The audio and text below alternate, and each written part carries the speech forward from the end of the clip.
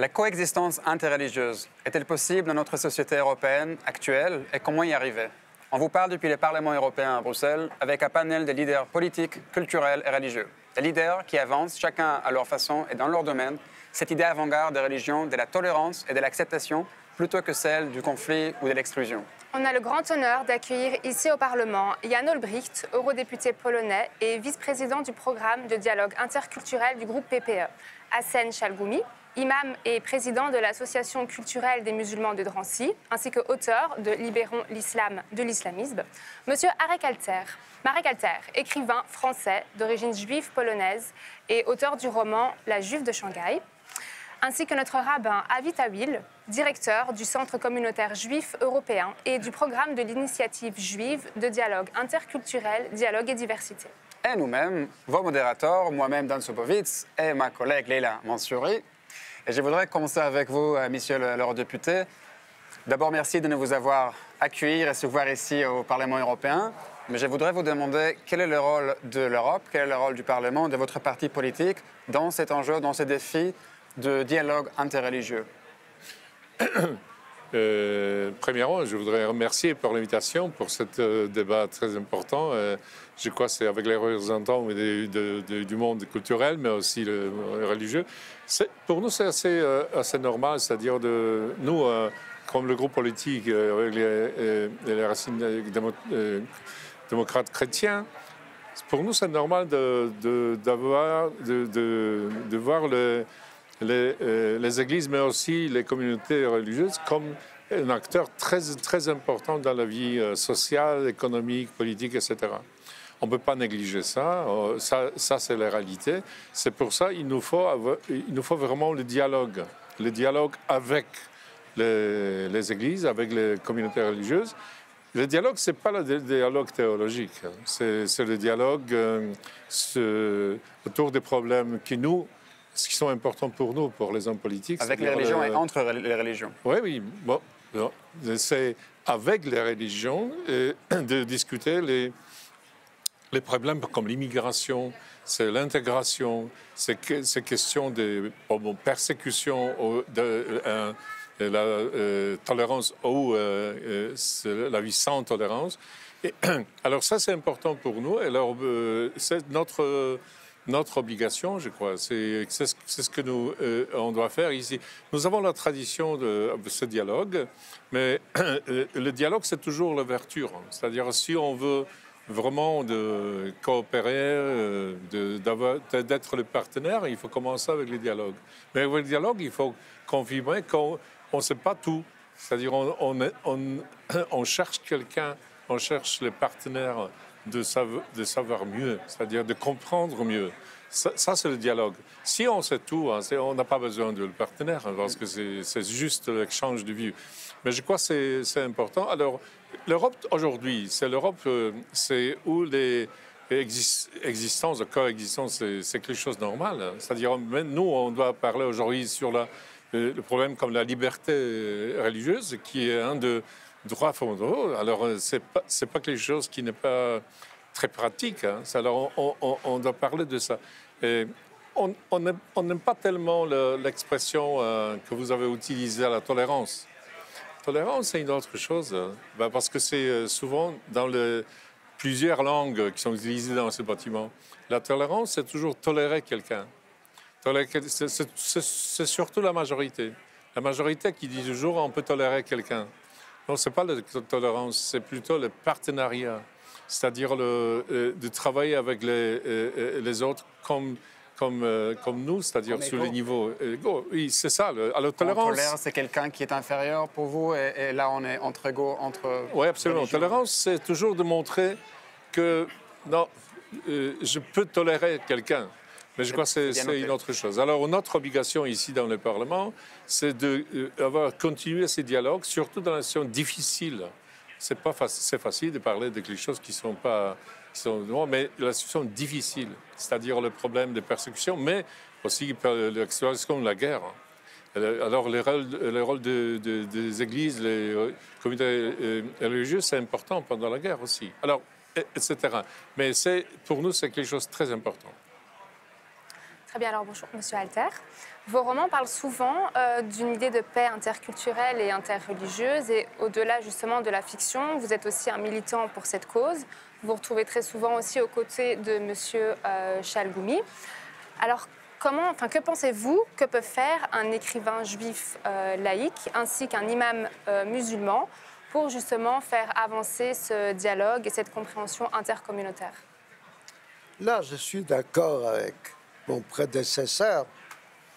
Je dirais même plus que nous vivons dans un monde sans idéologie, sans ce que Hegel appelait Weltanschauung, vision du monde. Personne n'a rien à nous proposer.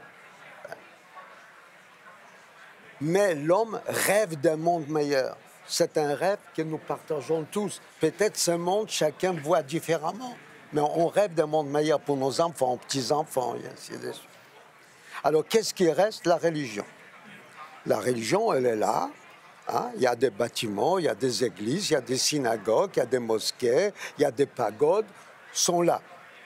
Ça veut dire que vous avez mal, vous pouvez appeler maman ou oh mon Dieu. Et en général, aujourd'hui, on appelle oh mon Dieu. On n'appelle plus maman. Rarement maman. Donc les choses changent.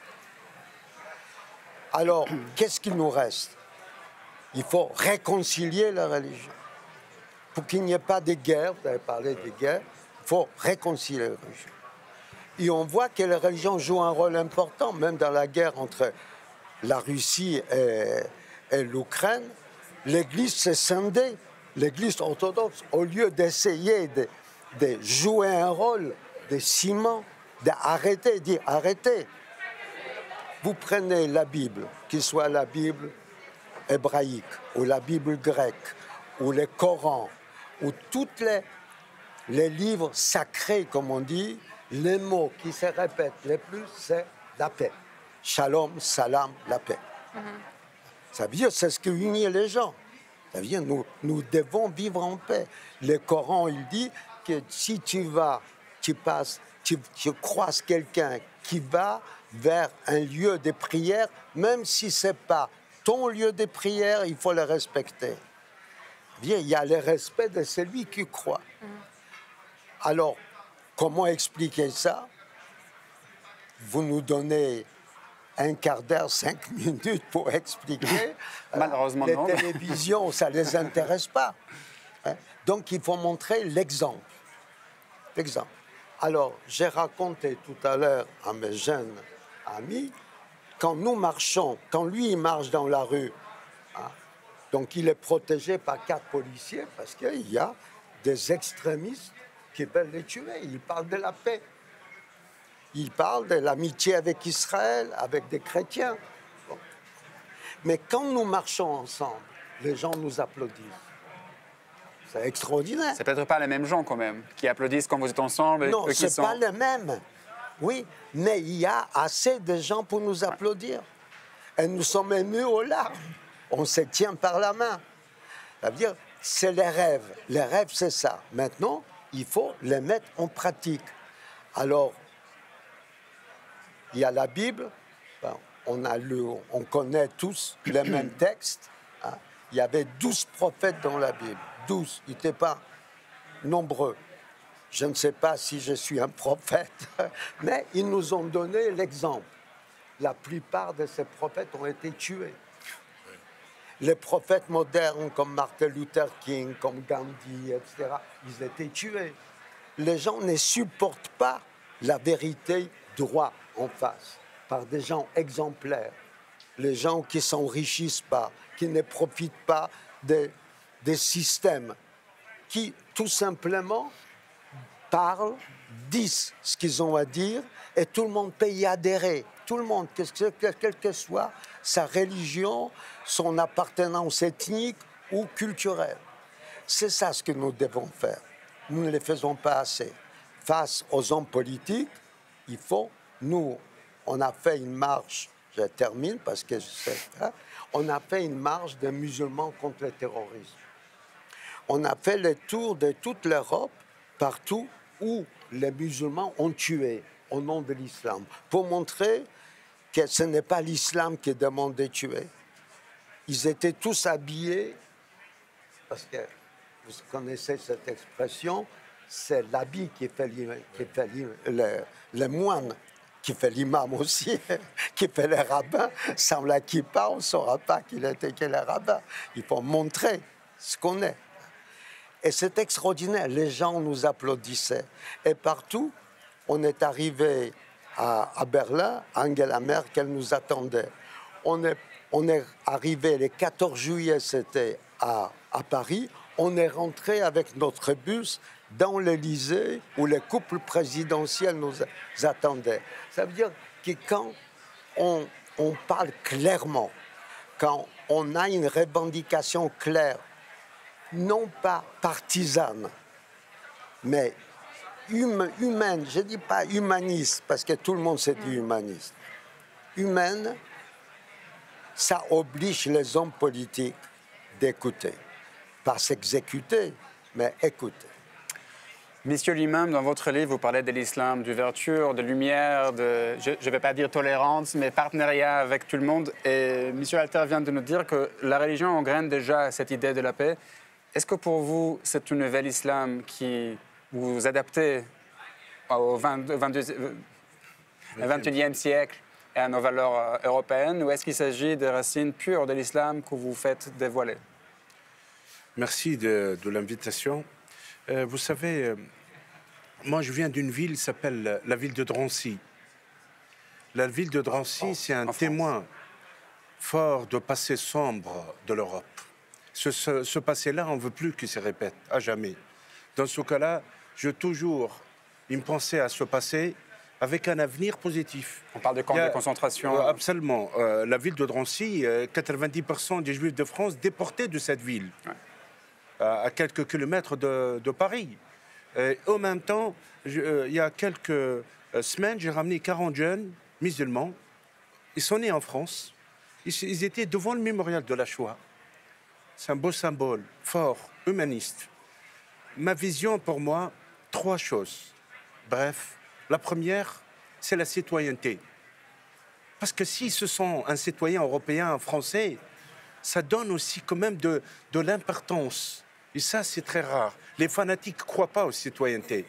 Ils croient à la Oumma, à la Khilafa, ou certains, malheureusement, même d'extrême gauche ou d'autres, il n'y a pas de frontières. Donc c'est valorisant d'être citoyen d'une république, on a besoin de l'amour de la patrie. On a besoin de l'amour. Parce que quand vous êtes citoyen, qu'est-ce que ça veut dire? Vous êtes engagé d'avoir aussi l'appartenance à un peuple, une histoire. Même si ce n'est pas les miens. L'histoire de l'Europe, c'est mon histoire. Qu'une histoire blanc ou noir, il n'y a rien de blanc ou noir. Mais c'est mon histoire. Je trouve que si on arrive à donner à ces jeunes qui sont nés en Europe, se sont fiers d'être européens, fiers d'être français, fiers d'être belges, parce que c'est ça la liberté de croire, de ne pas croire. C'est ça l'avenir qu'on peut le préparer. La deuxième chose, pour moi, peut-être je partage un peu par rapport à ça à Marek, l'humanisme. Je crois à l'humanisme. L'être humain, il est sacré plus que les textes. Comment au nom de Coran, je peux assassiner des gens ou massacrer au nom d'une idéologie de haine ou de barbarie? Non, non. L'humanisme, l'homme, il est sacré. Il est plus sacré que la Mecque. Il est plus sacré que le texte.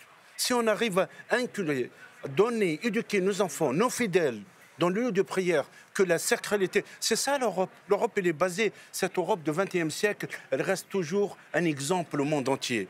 Ce n'est pas la France, siècle de lumière, c'est l'Europe, le siècle de lumière. Donc ça, c'est votre interprétation de l'islam? De l'islam, croyez-moi, c'est 2%, dans le sophisme, 2%, ils changent les 98%. Si on a cette vision à défendre, à parler, à éduquer, à matrailler. La troisième, l'islam de lumière, c'est un rêve. Oui, c'est un rêve. Libérons l'islam de l'islamisme. Parce que l'islam, la côté pratique, foi, spirituelle, c'est l'amour. S'il n'est pas ton frère dans ta religion, il est ton frère dans l'humanité. C'est l'humanisme, c'est l'amour, c'est le respect, c'est toute famille monothéiste. Mais l'islam politique, l'islamisme, qu'on le combattre, c'est le poison de l'humanité, c'est le poison de l'islam. Ça, j'appelle solennellement nos responsables politiques européens de protéger l'islam. Vous savez, le monde arabe, il peut se libérer de l'islamisme tant que l'Europe, elle prend sa responsabilité. Donc si je vous comprends bien, les idées de la paix sont déjà dans l'islam, sont cachées au fur des années, des Tout à siècles. fait. Et là, vous dévoilez en fait, Vous et vous nous montrez savez, de nouveau. quand vous lisez le Coran, quand vous lisez la Bible ou d'autres textes, il y a énormément de passages de paix, énormément de passages de foi, d'amour. C'est la même source de lumière. Mais malheureusement, l'interprétation de ces fanatiques à des fins politiques, à une stratège, à une conquête qui n'a rien à voir à la spirituelle, ça, ce n'est pas notre rôle seulement. Mon rôle, autant qu'homme de foi, de défendre ma foi contre ces fanatiques qui prennent en otage cette génération, ces jeunes. Et le rôle de nos politiques, qu'est-ce qu'ils font? Limiter la propagande islamiste, limiter la haine qu'ils utilisent au nom de textes contre la communauté juive, limiter aussi cette gangrène. Vous savez, 7000 jeunes européens, ils sont partis en Syrie et en Irak pour assassiner les chrétiens d'Orient, pour faire commettre des actes barbares. Je trouve que ça, c'est notre rôle et le rôle de l'Europe d'aujourd'hui et demain. Monsieur Tawil, donc pourquoi avoir invité donc Monsieur Chalgoumi et Monsieur Alter sur le même plateau? Quel est le message? Il faut dire que c'était votre initiative, Ouais. l'accueil du Parlement du groupe PPE, mais votre initiative d'avoir ces deux invités ici. Merci. C'était l'initiative aussi de mon ami Lars Namouche qui est là ici à côté. Et je voulais remercier aussi le PP, M. Olbricht, pour nous accueillir ici. Mais pour moi, c'est important de vous ramener ici, dans le corps de l'Europe, ici à Bruxelles, parce que, en fait, je vois que dans la société, il y a des trends, remind me? Des tendances. Des tendances de paix, des tendances positives dans la société, mais toujours toutes les tendances commencent par des individus. L'individu est comme les catalystes pour commencer ce changement.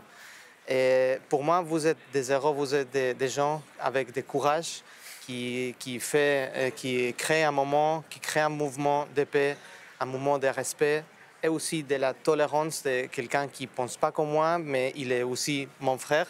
Et je crois qu'ici en Europe, il faut plus de ça. Parce que finalement, les projets européens, c'est ça. Les projets européens, pour moi, c'est un exercice permanent de s'entendre, de travailler ensemble, de construire ensemble. Et il faut soutenir des mouvements, il faut soutenir des individus comme ça. L'individu est, comme on dit, imparfait. Si on se regarde chacun soi-même, nous sommes imparfaits. En même temps, nous avons des possibilités, nous avons de la force, nous avons quelque chose qu'on peut ramener un changement autour de nous. Et ça, il ne faut pas négliger. Il faut avoir la force, il faut croire que c'est possible. Il faut croire que la société peut avancer. Et ça, je vous remercie, Monsieur Alter et Imam Chalgoumi, d'être ici avec nous aujourd'hui. Merci beaucoup.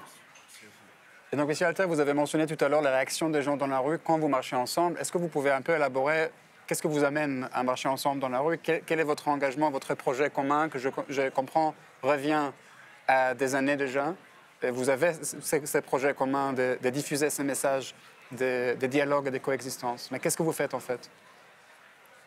Et comme je vous ai dit, comme on n'a pas de livres de références aujourd'hui, les derniers philosophes, la dernière génération, c'est Sartre, c'est Camus, c'est fini. Hannah Arendt, c'est fini. Aujourd'hui, si on devait citer quelqu'un, il n'y a pas. Mais il y a des exemples.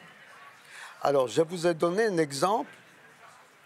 Mon ami Hassan Chalgoumi, il est blessé quand il voit ses co-religionnaires nier, par exemple, la Shoah. Ça veut dire, quand on nie l'histoire, alors on prépare la répétition de l'histoire. Vous dites, ça n'a jamais existé. Donc, on doit amener beaucoup de bouteilles pour remplacer cette bouteille qu'on nie. Alors, on a eu l'idée de prendre 17 imams, mouftis, représentant les millions de musulmans européens, italiens, espagnols, allemands, etc.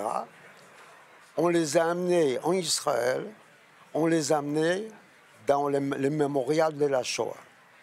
Yad Vashem. Yad Vashem. Et il y avait une scène, une photo, c'est simple, qui a fait la une de New York Times. Vous pouvez regarder toute la presse mondiale, une photo. On était dans cette salle symbolique où il y a la flamme éternelle. Ils étaient tous alignés, habillés en imam. Et d'un seul coup, Hassan a commencé à dire une prière. Ils ont levé les paumes de main vers le ciel, hein, et ils ont rendu hommage en arabe à 6 millions de Juifs massacrés par les nazis. C'est ça l'exemple. Et je suis persuadé, vous m'avez dit que vous avez des frissons quand vous avez entendu ça, qu'il y a des millions d'individus que nous ont vus à la télévision ont eu ces frissons. On ne peut pas inventer tous les jours des actions parce qu'on ne nous donnera pas les 3 minutes de télévision. Mais on peut les faire. Nous préparons maintenant, par exemple, nous avons réuni avec Hassan, et c'était son idée, des représentants de toutes les religions, orthodoxes, grecs, russes, ukrainiens, catholiques, protestants, bouddhistes, juifs, bien sûr, musulmans. Athées. Et athées, tout à fait. Et on a dit, qu'est-ce qu'on fait pour arrêter la guerre entre les Ukrainiens et les Russes? Moi, je parle les Russes et l'Ukrainien. Pendant la guerre, c'est là où je me suis réfugié. Ils m'ont sauvé la vie. Donc, je vois, l'ONU annonce plus de 250 000 morts. C'est de la folie. Donc, et qu'est-ce qu'ils font les religions? Ils participent à cette guerre. Or, ils peuvent arrêter. Alors, qu'est-ce qu'on s'est dit? On va prendre une flottille, on va louer 5 bateaux avec des grandes banderoles en ukrainien, en russe, en français, en anglais. On est en train de voir avec Erdogan pour nous laisser passer le Bosphore. On va rentrer dans la mer Noire et on va prendre la route d'Odessa. On va nous arrêter, c'est pas grave. Mais le monde entier, grâce aux caméras de télévision, verront ces religieux parlant les différentes langues, lisant différents textes, mais tous se référant à un Dieu un, selon le quoi. Le but, ce n'est pas d'arrêter la guerre. Le but, c'est de diffuser le message, en fait, de ce qui est possible. Voilà, c'est montrer qu'il y a une autre voie réglée que la mort de l'un ou l'autre. Monsieur l'imam, on est vers la fin, mais Monsieur Alter nous a expliqué le message que vous portez vers l'extérieur, mais vous avez une mission encore peut-être plus complexe parce qu'il y a un message vers votre propre communauté musulmane et un autre message, c'est similaire, mais un autre message vers le reste du monde, les autres communautés. C'est pas facile d'être dans votre position aujourd'hui. Malheureusement, oui, je paye un prix très lourd. Au niveau d'une minorité, menace de mort, il y a un prix cher. Mais ce prix, je veux vous dire une chose, il y a 15 ans, quand je pars en Israël officiellement, aujourd'hui, je pars à Dubaï, 14 vols, je pars de Dubaï vers Tel Aviv. Voilà, mon rêve, il se réalise. D'ici 10-15 ans, peut-être mon rêve d'avoir un islam de lumière en Europe, c'est mon rêve. Ça va venir. Mais à ma communauté, je le dis, surtout la jeunesse qui sont née en Europe, allez ailleurs, visitez ailleurs. Allez en Afrique, en Asie, allez dans la terre aussi, même terre d'islam. Et vous allez trouver, il y a une différence énorme. Vous avez la chance d'être européen. Ils vous suivent? J'espère. Il y en a beaucoup à la raison. Vous savez, croyez-moi, il y en a qui sont partis en Israël et commencent à pleurer. Ils m'ont dit, on n'a pas une idée sur la société israélienne. Et comme ça, il y en a, ils partent dans sa terre. Quand ils disent « Vive la France », heureusement, je suis français. Ils connaissent cette liberté de croire, de ne pas croire, la liberté de la croyance, la protection, l'égalité entre les citoyens, elle n'existe pas ailleurs. C'est l'Europe, c'est un modèle. Moi, je le crois, je le défends. Là, autant que citoyen européen, en tant qu'homme de foi aussi. Parce que quand je trouve... Mais malheureusement, il ne faut pas qu'on tombe dans la piège des islamistes, c'est de nous diviser. Non, non, c'est ça leur rêve, de détruire l'Europe. Ce modèle, ce n'est pas un bon modèle. Il faut le détruire. Il faut le mettre un contre l'autre, pas un à côté de l'autre. Et deuxièmement aussi, l'extrême politique aussi. Votre politique de la paix, elle nous ramène jusqu'à où? Oui, votre politique d'interdire l'abattage rituel, d'interdire telle chose, c'est pas bon ça aussi. Restons modèles en protégeant aussi nos valeurs et en travaillant ensemble. Parce que l'Europe, c'est un modèle. Il restera toujours dans l'histoire et dans l'esprit des autres. Monsieur Tawil, est-ce que vous vous sentez, on va dire, épaulé par des membres de la communauté juive dans votre combat, dans cette lignée donc, de volonté vers la paix? Ou bien est-ce que vous vous retrouvez un petit peu seul ou isolé? Oui, je crois que les mentalités changent. Je crois que tout le monde est en train de suivre une évolution permanente. Et je crois que ça fait 10, 15 ans, les idées étaient beaucoup plus, comme on dit, isolées. Aujourd'hui, je crois qu'on comprend les bénéfices pas les bénéfices, comme on dit, l'avantage de construire ensemble, de parler avec l'autre, d'avoir l'empathie de chaque groupe. Et je crois que si avant c'était un peu controversial de faire plus de dialogue interculturel, aujourd'hui, je crois que c'est plus à la mode, si je veux parler. Okay, malheureusement, nous devons conclure ce débat fascinant maintenant. Permettez-moi de remercier de nouveau à nos intervenants, Monsieur l'eurodéputé, Monsieur Jan Olbricht, l'imam Hassan Chalgoumi, l'écrivain Marek Alter et le rabbin Avi Tawil. Merci au Centre communautaire juif européen d'avoir initié cette rencontre au Parlement européen, ainsi qu'au groupe PPE de l'avoir accueilli et facilité. Merci à toi, Leila.